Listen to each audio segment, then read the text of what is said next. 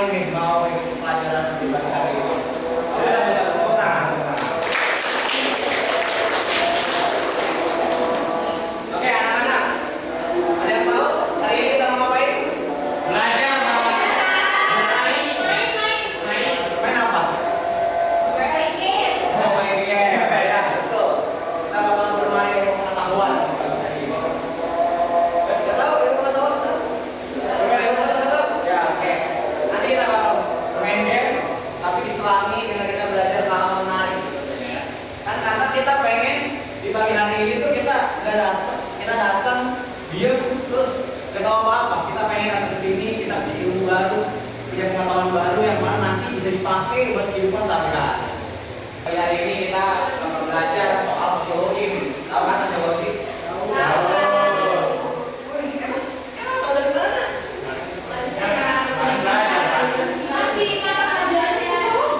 Oh iya iya betul. Betul betul. Oke.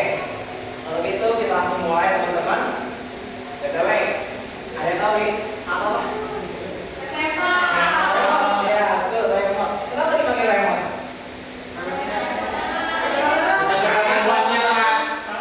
Oh, oke, betul. Ini remote. Tapi kadang tahu kenapa remote bisa jadi dibuat. Oke, langsung aja mulai ya.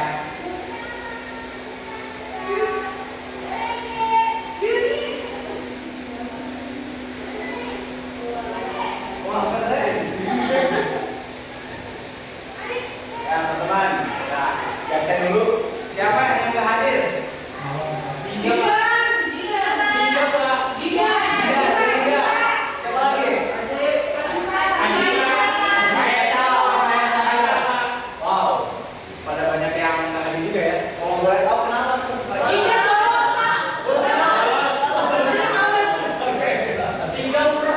Ayo dong, ayo Pak. Kapan berangkatnya? Oh, minggu kemarin. Pakai travel apa? Oh, suka miskin. Oke, suka miskin. Nih, teman-teman. Kan tadi kan karena katanya mau umroh ya. Tentunya nih kalau umroh nih pasti kita ikut ke travel gitu. Di travel kan ada banyak orang tuh. Ada yang ngurus dari perizinan, ada yang paspor. Yang mana kan ada banyak orang yang berkumpul dalam satu perkumpulan. Nah, perkumpulan itu disebut dengan apa? Betul. Dan ini materi yang akan kita ajarkan pada pagi hari ini. Kelompok sosial. Mengapa sih sebuah individu itu bisa berkelompok, bisa menyatu dalam satu sebuah kelompok? Apakah mereka punya tujuan atau apakah mereka punya something yang mana diinginkan bersama? Oke, baik. Akan kita bahas saja. Oke. Sebelumnya ada yang tahu apa yang disebut dengan kelompok sosial? Perkumpulan orang-orang. Yang lainnya? Ayo ketawa-ketawa kenapa? Tahu, oke itu kamu yang belakang tuh yang pakai masker tahu kenapa? Ya kamu yang pakai masker kenapa? Tahu? Tahu Pak? Oke tahu. Oke kita breakdown aja. Kelompok sosial merupakan kumpulan dari orang-orang yang memiliki tujuan lalu mereka pun berinteraksi dalam sebuah perkumpulan akademik. Itu yang disebut dengan kelompok sosial.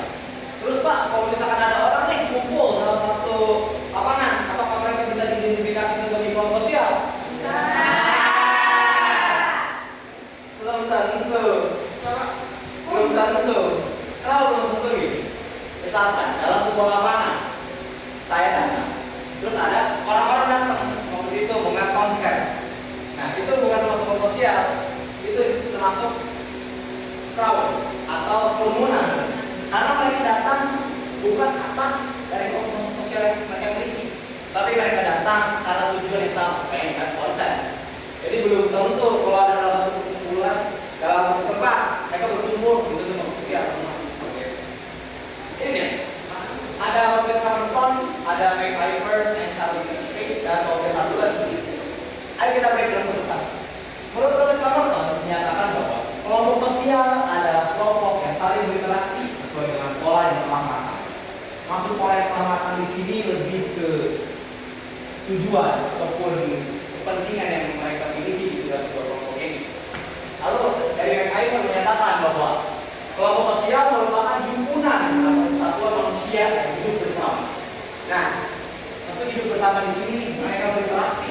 hubungan mereka erat, mereka punya tujuan dan mereka punya nilai-nilai yang diterapkan dalam kelompok itu. Lalu dari kelompok Hartman menyatakan bahwa kelompok sosial berarti setiap kumpulan manusia secara fisik. Misalnya, kelompok orang yang sedang menuju sekolah. Lantas apa kesimpulannya? Kelompok sosial adalah kumpulan manusia yang memiliki kesadaran bersama akan keanggotaan dan saling berinteraksi. Oke, sekarang ada syarat. Pak, kenapa sih kelompok sosial ada syarat? Kenapa coba? Pak, Kenapa? kalau kelompok sosial nggak ada syaratnya, nggak bisa disebut kelompok sosial, Pak. That's it. Cerdas, bagus. Ya, betul. Apabila tidak ada syarat, maka tidak akan mendapat kelompok sosial. Karena itu, kita harus tahu apa syarat-syaratnya. Nah, ini dia. Terdapat 3 syarat yang harus diperhatikan oleh teman-teman untuk mengidentifikasi sebuah kelompok sosial. Yang pertama, setiap anggota kelompok harus sadar bahwa dia merupakan sebagian kelompok yang bersangkutan. Dan kata lain, awareness, kita sadar bahwa kita adalah dari kelompok ini. Misalkan saya adalah anggota partai politik PDIP. Saya masuk nih ke dalam kelompok sosial itu. Ketika saya masuk, saya sangat senang karena saya dapat menjadi anggota. Lalu ketika saya keluar, saya pun berbicara kepada teman-teman bahwa saya anggota PDIP. Di situ ada sebuah tanda bahwa saya memiliki kesadaran bahwa saya sangat bangga dengan identitas yang saya miliki sebagai anggota kelompok.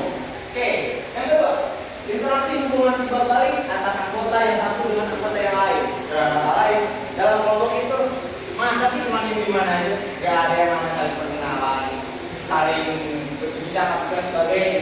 Kalau hanya diri sendiri saja, apa bedanya dengan robot dan sebuah perkumpulan? Berbeda.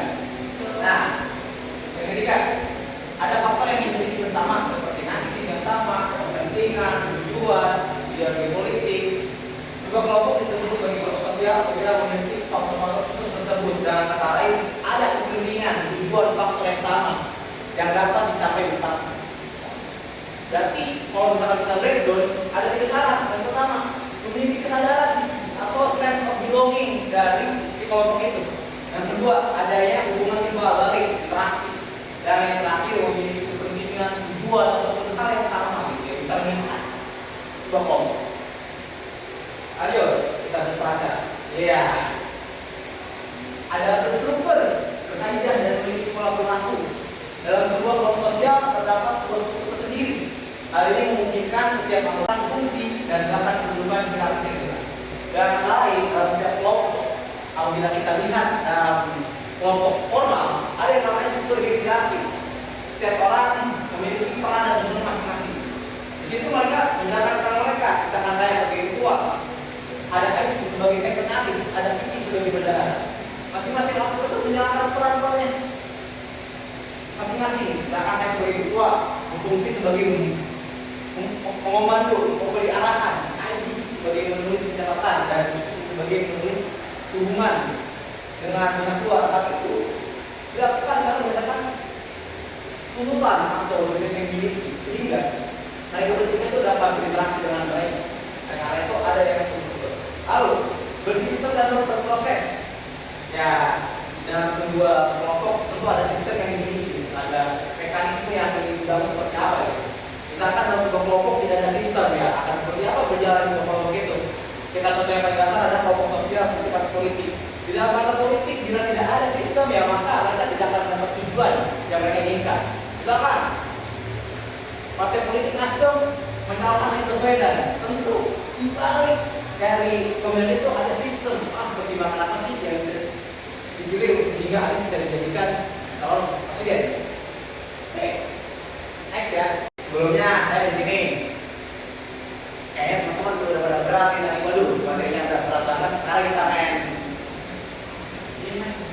main game ya. Oke, pasti kalau misalkan saya bilang pagi, kalian tepuk 1 kali. Kalau saya bilang siang, kalian tepuk 2 kali. Kalau sore, kalian tepuk 3 kali. Dan kalau malam, kalian diam. Siap? Siap. Langsung kita mulai. Pagi, siang, sore, malam. Kita tadi udah main game tipis-tipis, tadi ada game saling. Nah, kita langsung mulai ke materi ya. Oke, sekarang ada materi tentang ciri-ciri kelompok sosial. Yang pertama,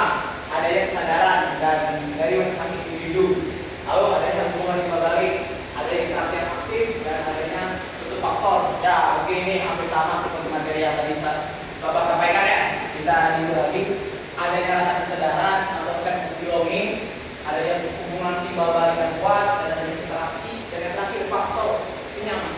Misalkan itu tujuan yang sama, kepentingan yang sama, ataupun batas diri etis dan sebagainya. Nah, sekarang faktor pembentuk. Nih, tadi kan ada ciri-cirinya. Karena ada tahu, tentu sebuah perkumpulan tuh ada sebab, ada faktor pembentuknya. Contoh kayak UNES. Kenapa UNES dapat dibentuk? Kan ada faktor-faktor pembentuk kayak gini. Entah mungkin karena Kota Semarang memperlukan universitas penghasil calon-calon guru, ataupun peran dari Universitas Diponegoro yang harus ditambah gitu, untuk membuat keberlangsungan pendidikan di Kota Semarang. Itu dari contohnya. Sekarang kita breakdown kenapa ada faktor pembentuk kelompok sosial. Yang pertama, faktor darah atau common ancestry. Kelompok sosial dapat dibentuk atas dasar kesamaan darah atau keturunan. Dengan kata lain, apakah kalian tahu di sini ya teman yang punya marga dari Batak atau dari mana gitu ada? Asal Pak. Asal kamu marga apa kan? Saya warga Semang. Oh, warga Bersemah. Kan namanya kan asal bersemah gitu.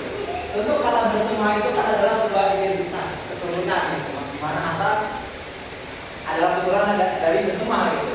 Di situ ada paman aslan, ada orang tua, dan bahkan mungkin mantan aslan sendiri pun satu marga. Kan kita nggak tahu. Mereka berkumpul atas satu darah yang sama, sehingga mereka bisa disebut kelompok sosial. Nah, ada faktor geografis. Nah, faktor geografis itu seperti kayak adanya kesamaan letak yang sama. Misalkan saya orang Bogor, ketemu lagi sama orang Bogor, kemudian kita berkumpul tuh, karena ada satu kesamaan yang sama, kita pun berkumpul lalu saling berinteraksi, kita pun berkumpul satu kelompok. Begitupun yang sebaliknya, yang dari orang Papua dan Papua dan sebagainya seperti itu. Dan yang ketiga ada faktor kepentingan yang kita tadi. Misalkan saya pengen jadi presiden, tapi Aji juga pengen jadi presiden, terus Hasan juga pengen jadi presiden. Nah, kita berkumpul, kita membuat satu kumpulan, kita bernegosiasi, kita menentukan tujuan, sehingga kita pun mengambil kesimpulan bahwa siapa yang pengen jadi presiden. Mereka masuk dalam faktor kepentingan. Ingat ya, ada faktor darah, geografis, dan kepentingan. Nah, yang terakhir atau daerah ini bisa masuk ke yang bagian vertikal geografis. Nah, sekarang kita masuk ke jenis-jenisnya nih. Seperti yang di awal tadi saya mention ya, bahwa ada perbedaan antara pengalaman komersial dan daerah. Jadi di dalam komersial literatur ada tiga, ada crown, massa, dan publik. Pertanyaan saya, ada yang tahu nggak massa itu seperti apa? Massa, massa dari ini, apa sih massa itu?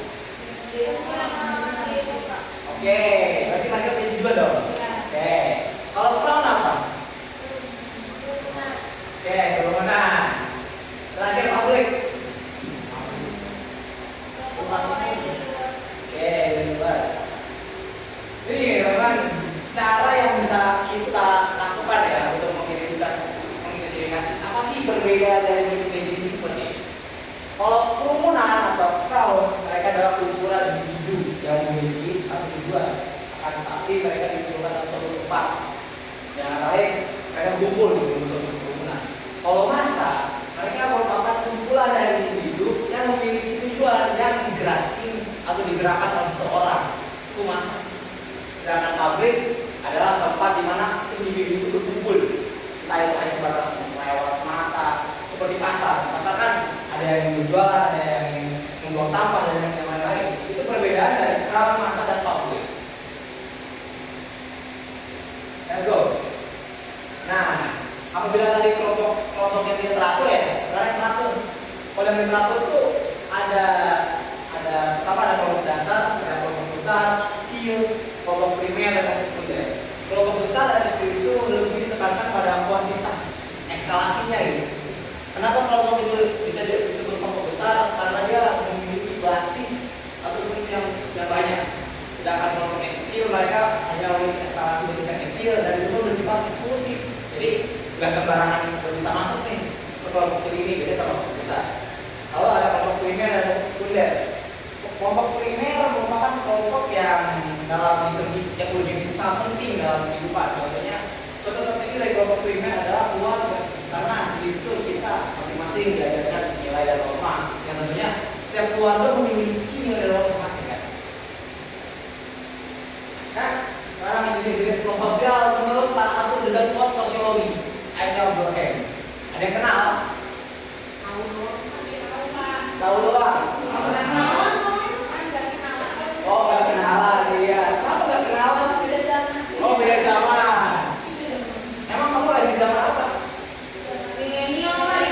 Oh, milenial. Oke, jadi kita hidup di abad yang berbeda ya, dengan abah yang Durkheim. Kalau kata abah yang itu masyarakat itu yang terbentuk dalam kelompok sosial, yaitu kelompok sosial solidaritas mekanik dan solidaritas organik. Nah, di kelompok sosial solidaritas mekanik, masyarakat ya, ciri khas sebagai masyarakat itu masih sederhana dan tradisional. Dan mereka pun memiliki persamaan kerjaan, nilai dan sebagainya.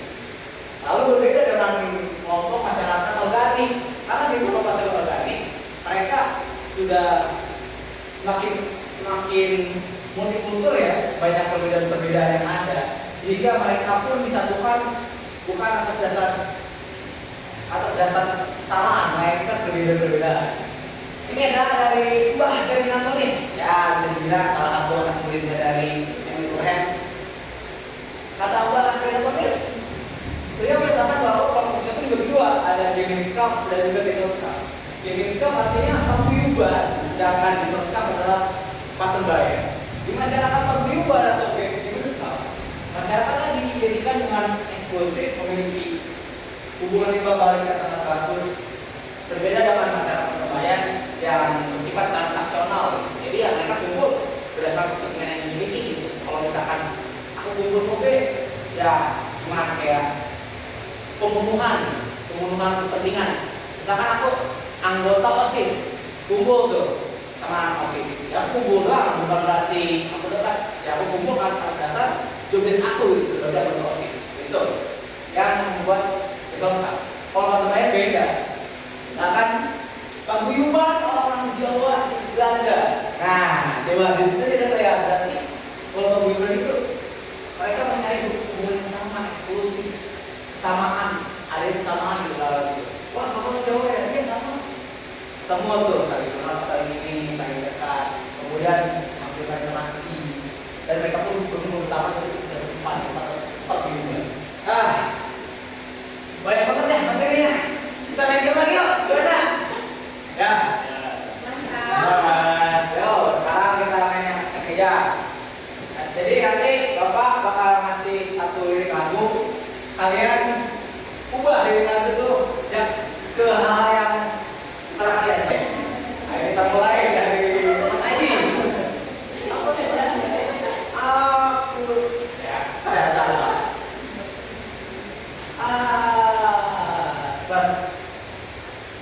mana aku tahu datang. Satu, dua, ya, tahu. Begitu sulit. Langsung kita pakai lagi. Kita bosan Pak, udah kita isi dulu. Kalau menurut Abah Pauling bilang bahwa kelompok sosial itu ada dua, yang primer dan juga yang sekunder. Kelompok primer itu adalah satuan hidup yang ditandai dengan hubungan yang akrab, mesra di antara anggota-anggotanya. Jadi kalau misalkan nggak akrab, nggak mesra, nggak masuk ke kelompok primer gitu. Lalu ada kelompok sekunder, adalah kelompok yang hubungannya tidak akrab. Nah terus Pak, kalau nggak akrab berarti kelompok sekunder ya. Misalkan kayak kumpulan mahasiswa dan sebagainya itu tidak terlalu akrab hubungannya. Kalau menurut Summer bilang kalau misalkan kelompok itu ada dua, kelompok ada kelompok in group dan out group. Kelompok in group itu lebih kayak menekankan pada setiap anggota terhadap kelompok dan kelompok lain seperti yang dijelaskan sebelumnya. Jadi gitu, Bapak misalkan masuk dalam sebuah kelompok. Nah di kelompok Bapak ini sangat menjunjung tinggi nilai harga diri. Kemudian Bapak bertanding nih ketemu kelompok lain.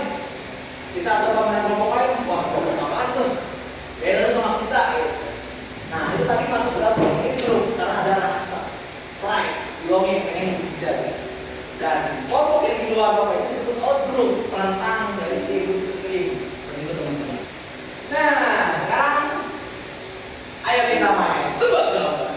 Ya, sebenarnya bukan tebak gambar sih, identifikasi gambar. Nah, tadi kan kita udah belajar tuh tentang faktor-faktor, ciri-ciri sebuah kelompok sosial. Menurut kalian, apa gambar itu bisa dikatakan sebagai kelompok sosial? Ayo. Coba angkat tangan, siapa yang bisa menjelaskan? Saya, Pak. Silakan. Apa? Paguyuban, Pak. Hah?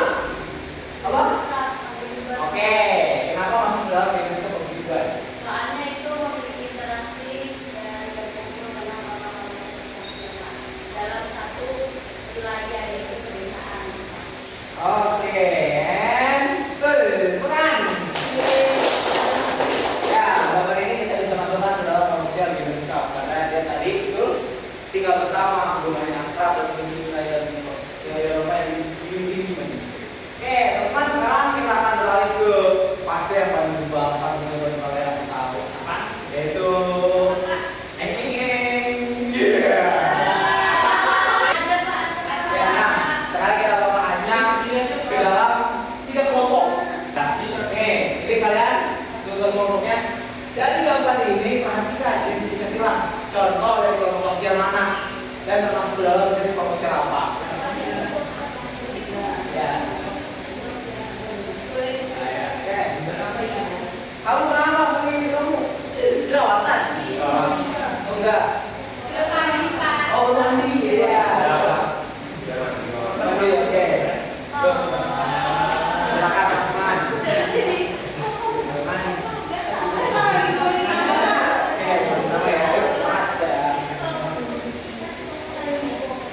Ya, kelompok ini sudah sama nih. Sekarang masing-masing kelompok silakan mempresentasikan hasil dari presentasi hasil diskusi kelompok 3 sesuai gambar wilayah merupakan supporter bola. Supporter merupakan kelompok sosial yang tidak teratur. Diskusi dari kelompok kami yaitu dari gambar yang disajikan merupakan salah satu contoh kelompok sosial tidak terstruktur yaitu perumahan. Dikatakan tidak terstruktur karena bersifat sementara dan akan dilakukan. Gambar ini kan gambar supporter bola, nah itu dari kelompok kami itu termasuk ke kelompok tidak teratur karena merupakan kerumunan. Karena dari mereka sendiri tidak ada strukturnya itu, tapi dari kita juga sama itu nonton bola. Sekarang kita jadi dari presentasi dari teman-teman tadi semuanya bisa dikatakan bahwa betul gambar ini adalah masuk ke dalam hubungan kelompok sosial yang tidak teratur karena mereka juga memiliki hubungan yang erat dan dekat. Mereka hanya disatukan untuk kesamaan kepentingan yang sama yaitu sebagai supporter sepak bola gitu.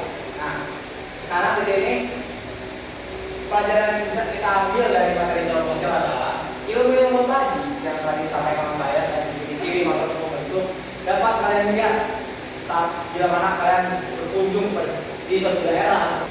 Kalian bisa mengidentifikasi gitu, oh misalkan ini bisa disebut kelompok sosial apa nih, ini apa? Oh itu maksudnya untuk Jaman Scout tempat terbayar. Harapannya dengan kalian tahu itu kalian dapat menjadi lebih bijaksana, lebih arif. Dan satu hal yang ingin saya tegaskan bahwa tetap semangat belajar dan meskipun melelahkan dan sangat tidak enak gitu para prosesnya yang tidak menarik dan juga terlalu melelahkan, tetapi output di masa depan itu sangat berguna. Cukup sekian yang dapat saya sampaikan di pertemuan pagi hari ini. Terima kasih teman-teman kesempatannya. Wabillahi taufiq wal hidayah. Wassalamualaikum warahmatullahi wabarakatuh.